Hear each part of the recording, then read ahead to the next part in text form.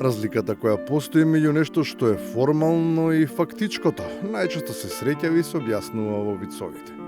Ама изгледа дека локалните самоуправи функционираат на истата бранова должина, што митам се отвара простор за ваков тип на материјална дискусија.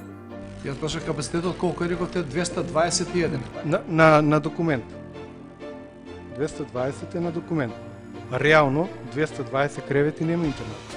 И во тие простори кај што има кревети, ние моментално може да сместиме 170 кревети. А на документ е 220. Тоа што таму некој го напишал и се препишува од документите од година в година и навистина не мора да се одветствува со реалноста. Пример за тоа е ангажманот во раководните тела на јавните предпријатија. Иако не е заверување, ама на многу од нив и дефинитивно им треба баш таков профил. Еве за стручните кадри ќе збораме во Паркинзи, кој може и така, специјалист вика по интензивна нега во управен одбор на Паркинзи. Од една страна шо бара, а од друга страна кога ќе размислам со овие цени од Паркинзи што ги имате клаено, можда ќе ни треба специјалист по интензивна нега да ни ги смири малце страстите и болката на битолчани.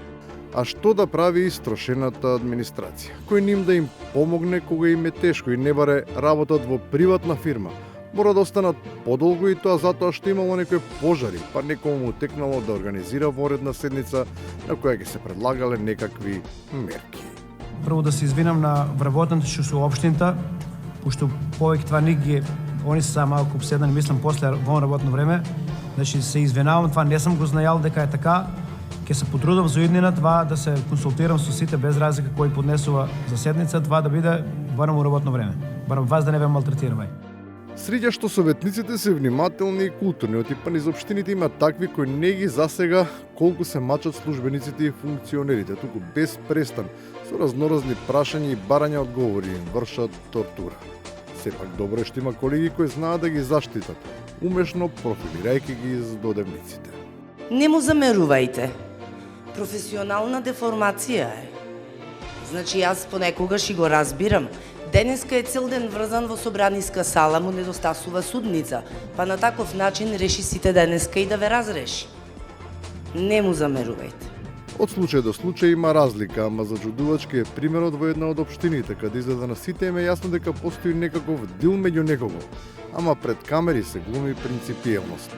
Од изгледа невообичаено, кога актуелната власт не сака да се врши ревизија на претходната.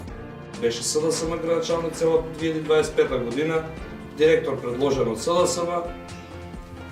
Малку ми е нелогично СДСМ си гласа против СДСМ. Вашиот предизборен пазарлук си испадна на површина и не мора сега да разплетуваме плетката. И вие сега сте многу благи во вашите, како да кажам, излагања. Меѓутоа на народот му е јасно дека тоа е предизборниот пазарлук. И на крајот, во отсуство на соодветен крај, асистенција од прилепскиот профајлер. Не знаев како ќе завршите и го мислев, ама го смислив. Намигнувањето придружено со ццкање и тоа на говорница, па и придружено со аплауз и не е израз на некаква сериозна духовитост, туку на отсуство на пристојност. Ако не кон советниците, тогаш кон гледачите.